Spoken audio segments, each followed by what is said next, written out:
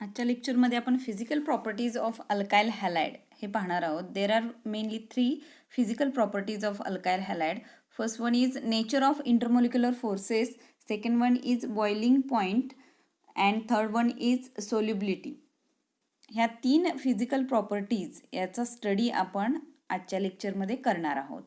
आता first physical property जी आहे nature of intermolecular forces ही आहे. आता हॅलोजन्स जे आहेत ते आपण आपल्याला माहिती आहे की एक्सनं डिनोट करतो.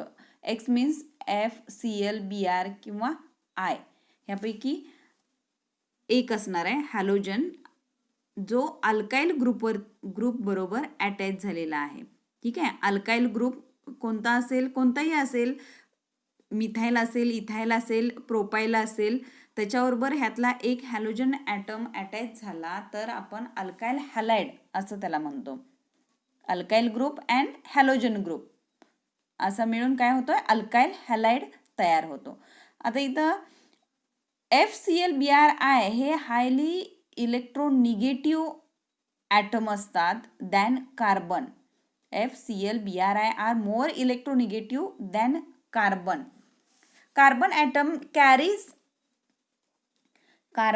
atom that carries halogen atom develops a partial positive charge while halogen carries partial negative charge.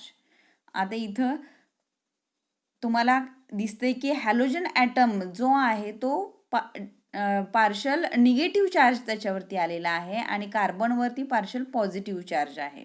ठीक आहे.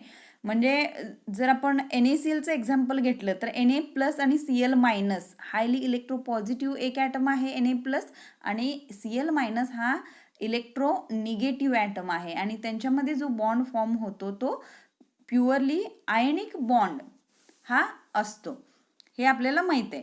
मग इथं जो कार्बन आणि हॅलोजन ॲटम आहे, हॅलोजन हा कार्बनपेक्षा कसा असतो, हायली इलेक्ट्रोनिगेटिव्ह ॲटम असतो. मग ह्याच्यावरती कार्बनवरती पॉझिटिव्ह चार्ज आलेला आपल्याला दिसतोय, म्हणजे पार्शल पॉझिटिव्ह चार्ज इथं कार्बनवरती येतो. त्यामुळं कार्बन आणि हॅलोजन बॉन्ड हा कसा असतो, पोलर कोव्हॅलंट बॉन्ड इथं फॉर्म होतोय. Then size of halogen atom increases from fluorine to iodine. आपल्याला सगळ्यांना माहिती आहे 17th ग्रुपमध्ये हॅलोजन ॲटम्स आहेत.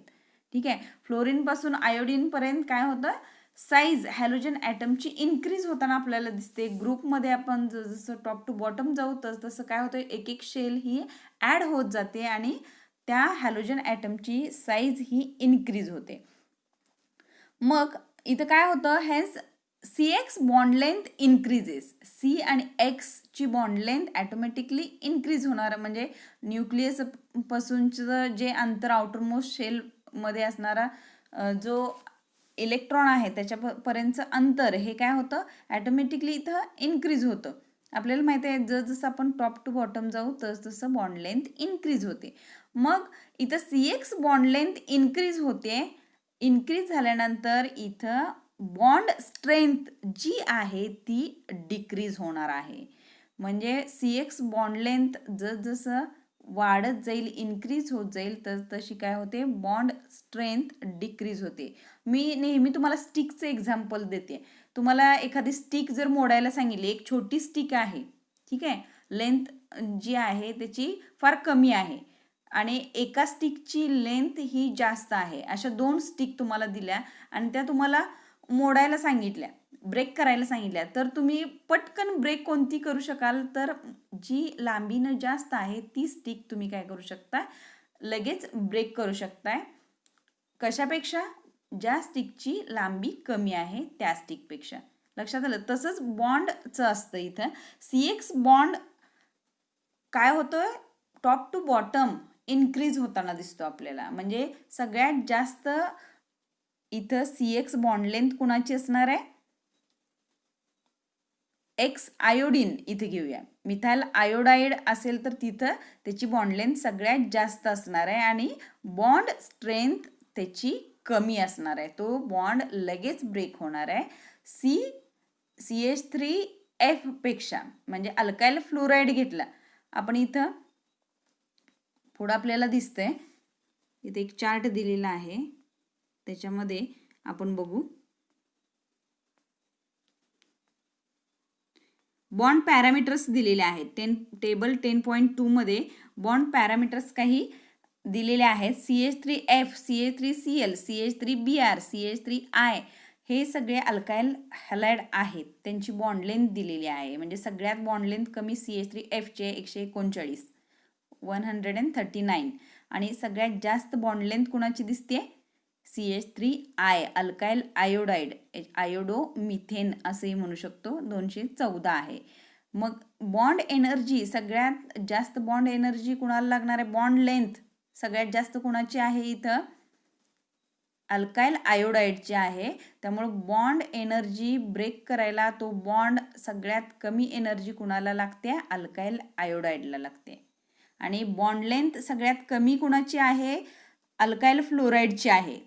पहिला जो कंपाऊंड दिसतोय चार्टमधला त्याची आहे बॉन्ड लेंथ कमी, त्याला एनर्जी जास्त लागते. तो बॉन्ड ब्रेक करायला इथे एनर्जी जास्त लागते. इथं डायपोल मुवमेंट सुद्धा दिलेली आहे.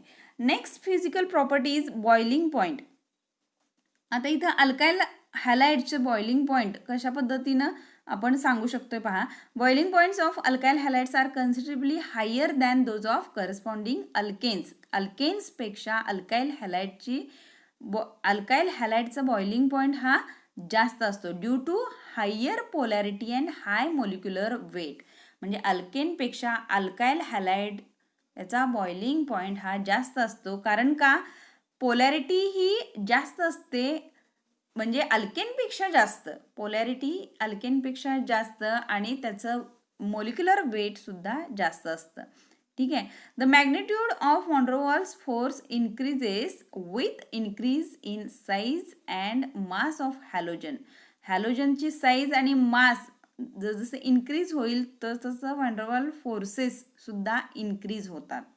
The boiling point of alkyl halides decreases in order. Order इथं दिलेली आहे. बॉइलिंग पॉईंट सगळ्यात साईज अल्काइल हॅलाइड कोणत्या अल्काइल हॅलाइडची जास्त असणार आहे? अल्काइल आयोडाइडची. त्यामुळे इथं त्याचा बॉइलिंग पॉईंट जास्त आहे. Ri is greater than Rbr is greater than RCl is greater than Rf. He order boiling पॉईंटची दिलेली आहे. जास्त साईज त्याचा बॉइलिंग पॉईंट सुद्धा जास्त. आता इथं एक्झाम्पल दिलेले आहेत. बॉइलिंग पॉईंट त्यांचा दिलेला आहे. CH3Fचा बॉइलिंग पॉईंट किती आहे? 194.6. आणि इथं लास्टचा कंपाऊंड जो आहे अल्काइल हॅलाइड जो आहे CH3I त्याचा बॉइलिंग पॉईंट 315.4. लक्षात आलं असेल, ज्याची साईज जास्त त्याचा बॉइलिंग पॉईंट इथं जास्त. Then next, for the given halogen boiling point rises with increasing carbon number. आता काही अल्काइल हॅलाइड्स इथं दिलेले आहेत. हॅलो अल्केन आपण म्हणू शकतो दिलेले आहेत. ज्या हॅलो अल्केनमध्ये एक कार्बन दिसतोय, नंतर 2 कार्बन दिसत आहेत, 3 आणि 4 असे 4 हॅलो अल्केन्स दिलेले आहेत. आता पहिला हॅलो अल्केन जो आहे त्याचा बॉइलिंग पॉईंट 248.8. म्हणजे कार्बन तिथं एकच आहे, त्याचा बॉइलिंग पॉईंट 248.8. आणि शेवटच्या एक्झाम्पलमध्ये 4 कार्बन दिसतात आणि त्याला Cl group, chlorine group attach आहे आणि त्याचा बॉइलिंग पॉईंट 351.5 इतका दिसतोय. म्हणजे कार्बनची संख्या वाढेल तसा बॉइलिंग पॉईंट वाढतो. Then next, for isomeric alkyl halides boiling point decreases with increased branching as surface area decreases on branching and van der Waals forces decreases. Isomeric alkane, isomers आपण पाहिलेले आहेत परवाच्या लेक्चरमध्ये. आयसोमर्स, पेंटेनचे आयसोमर्स पाहिले, म्हणजे एन पेंटेन झालं, आयसोपेंटेन आणि निओपेंटेन. हे एक्झाम्पल्स मी स्ट्रक्चर्स काढून दिलेली. जर अल्काइल हॅलाइड घेतलं, म्हणजे पेरेंट अल्केन हा पेंटेन घेतला आणि तिथे एका Hला रिप्लेस करून आपण काय करू शकतो, एखादा हॅलोजन अटॅच केला तर त्या आयसोमर्सचा बॉइलिंग पॉईंट कशा पद्धतीनं होतो हे सांगितलेलं आहे. ब्रँचिंग जसं होईल तसं त्यांचा काय होतोय, बॉइलिंग पॉईंट डिक्रीज होतोय. लक्षात आलं? सरफेस एरिया काय होतो, डिक्रीज होतो. ब्रँचिंगमुळं, आणि व्हॅन फोर्सेस सुद्धा ॲटोमॅटिकली तिथं डिक्रीज होतात. मग बॉइलिंग पॉईंट सुद्धा डिक्रीज होताना दिसतोय. इथे हॅलो अल्केन्सची 3 हॅलो अल्केनचे एक्झाम्पल दिलेले आहेत. ब्रोमोब्युटेन किंवा ब्युटाइल ब्रोमाइड, कॉमन नेम जो आहे तो ब्युटाइल ब्रोमाइड. सेकंड स्ट्रक्चर जे आहे आयसोचं स्ट्रक्चर आहे, आणि थर्ड हे निओचं स्ट्रक्चर आहे. म्हणजे ब्रँचिंग जसं झालेलं आहे तसं इथं बॉइलिंग पॉईंट त्यांचा डिक्रीज झालेला दिसतोय. आता जे IUPAC नेम आहेत तेही आपण ह्याचं बघूया. हॅलो अल्केन्स, पहिला हॅलो अल्केन जो आहे ब्रोमोब्युटेन असं म्हटलं तरी काही हरकत नाही, आणि 1 ब्रोमोब्युटेन असं म्हटलं तरी चालेल. देन सेकंड स्ट्रक्चर नंबरिंग द्यायचं आहे 1, 2, 2 ब्रोमोब्युटेन, अँड थर्ड स्ट्रक्चर जे आहे 3 कार्बनची चेन इथं होते, आणि 3 कार्बनची चेन दुसऱ्या कार्बनला एक मिथाइल ग्रुप आहे, एक ब्रोमिन ग्रुप आहे. ठीक आहे, हॅलोजन ॲटम आहे. ग्रुप म्हणण्यापेक्षा हॅलोजन ॲटम तिथं दिसतोय आपल्याला. म्हणजे ह्याचं नाव काय होईल बघा. 2 नंबरला मिथाइल आणि ब्रोमो, हे 2 ॲटम्स, एक मिथाइल ग्रुप आणि एक ॲटम आहे. ठीक आहे, मग ब्रोमो अगोदर येणार का मिथाइल अगोदर? ब्रोमो अगोदर. मग आपण काय सांगणार? 2 bromo 2 methyl propane, 2 bromo 2 methyl propane, हे IUPAC नेम. बॉइलिंग पॉईंट त्यांचे दिलेले आहेत. एवढं लक्षात ठेवायचं. ब्रँचिंग जसं होईल तसं बॉइलिंग पॉईंट इथं डिक्रीज होतोय. Then next solubility. Solubility of alkyl halide. Alkyl हॅलाइडची सोल्युबिलिटी आपण सोल्युशन ह्या चॅप्टरमध्ये बघितलेली टर्म बघा, लक्षात आहे का तुमच्या? लाईक डिझॉल्व्स लाईक, म्हणजे ऑर्गॅनिक सोल्यूट ऑर्गॅनिक सॉल्वंटमध्ये डिझॉल्व्ह होतं आहे, हे सांगितलेलं होतं. ठीक आहे, देन तेच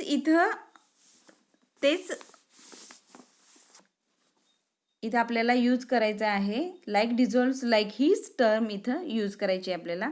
देन आपण काय सांगू शकतो यामध्ये? Alkyl halides are moderately polar, they are insoluble in H2O. म्हणजे इथं अल्काइल हॅलाइड्स जे आहेत ते मॉडरेटली पोलर आहेत. हायली पोलर तर नाही आहे. मी एक्झाम्पल एक सांगितलेलं, हायली पोलर कंपाऊंड्स कुठले असतात. ठीक आहे, NaClचं एक्झाम्पल दिलेलं मगाशी मी. मग हा जो अल्काइल हॅलाइड आहे तो मॉडरेटली पोलर कंपाऊंड आहे, त्यामुळे इनसोल्युबल इन वॉटर, वॉटरमध्ये तो इनसोल्युबल असतो. They does not form hydrogen bonds with water, वॉटरबरोबर ते हायड्रोजन बॉन्ड फॉर्म करू शकत नाहीत. जो कंपाऊंड वॉटरबरोबर हायड्रोजन बॉन्ड फॉर्म करू शकतो तो वॉटरमध्ये सोल्युबल असतो. Then there is attraction between alkyl halides molecule, stronger attraction between alkyl halide molecules than alkyl halide and water. म्हणजे अट्रॅक्शन 2 अल्काइल हॅलाइड्स यांच्यामधलं अट्रॅक्शन स्ट्रॉंगर असतं अल्काइल हॅलाइड आणि वॉटर यांच्या अट्रॅक्शनपेक्षा. Then alkyl halides are soluble in non polar organic solvent. Alkyl halide हे कशात soluble असतात? Non polar organic सॉल्वंटमध्ये सोल्युबल असतात. Then aryl halides are also soluble in water. Aryl halides are also insoluble in water but soluble in organic solvent. म्हणजे aryl halide सुद्धा insoluble असतात वॉटरमध्ये, पण सोल्युबल कशामध्ये असतात? ऑर्गॅनिक सॉल्वंटमध्ये. म्हणजेच अल्काइल हॅलाइड असतील किंवा अराइल हॅलाइड असतील तर ते वॉटरमध्ये इनसोल्युबल असतात, पण ऑर्गॅनिक सॉल्वंटमध्ये सोल्युबल असतात, हे लक्षात ठेवायचं आहे.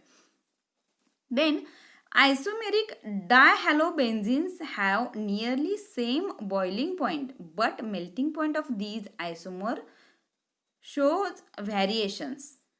इथं काय सांगितलेलं? आयसोमेरिक डायहॅलोबेन्झीन्स असतील तर त्यांचा बॉइलिंग पॉईंट हा नियरली सेम असतो, पण मेल्टिंग पॉईंट याच्यामध्ये व्हॅरिएशन्स दिसत आहेत. Melting point of para isomer is quite high compared to ortho meta isomers. म्हणजे पॅरा आयसोमर जर असेल तर त्याचा मेल्टिंग पॉईंट हा जास्त असतो इतर दोन आयसोमरपेक्षा. Para isomer is closely packed, hence greater energy is required to overcome its lattice energy. म्हणजे पॅरा आयसोमर हा क्लोजली पॅक्ड, त्याचे मॉलिक्युल्स क्लोजली पॅक्ड असतात, त्यामुळे जास्त एनर्जी ही लागते, जास्त एनर्जीची गरज असते to overcome its lattice energy. लक्षात आलं. म्हणजे इथं 3 स्ट्रक्चर्स दिलेले आहेत आणि बॉइलिंग पॉईंट, मेल्टिंग पॉईंट केल्विनमध्ये दिलेला आहे. पहिलं स्ट्रक्चर आहे ते ortho dichlorobenzene, common name ortho dichlorobenzene. Second meta dichlorobenzene and third one is para dichlorobenzene. ही 3 स्ट्रक्चर्स आहेत. आपण कॉमन नेम बघितला, आता IUPAC नेम काय होईल? 1,2 डायक्लोरोबेन्झिन. सेकंड स्ट्रक्चर त्याचं IUPAC name 1,3 dichlorobenzene and third structure 1,4 dichlorobenzene. आत्ता सांगितल्याप्रमाणे बॉइलिंग पॉईंट जवळपास सारखा आहे तिन्ही आयसोमर्सचा, पण मेल्टिंग पॉईंट हा जो आहे पॅरा आयसोमर्सचा जास्त आहे. कारण का? याचे मॉलिक्युल्स हे क्लोजली पॅक्ड असतात आणि त्याचं स्ट्रक्चर हे कसं आहे? सिमेट्रिकल आहे. त्याचं स्ट्रक्चर सिमेट्रिकल आहे, मॉलिक्यूल क्लोजली पॅक्ड आहेत. लॅटिस एनर्जीला ओव्हरकम करण्यासाठी आपल्याला जास्त एनर्जी प्रोव्हाइड करावी लागते.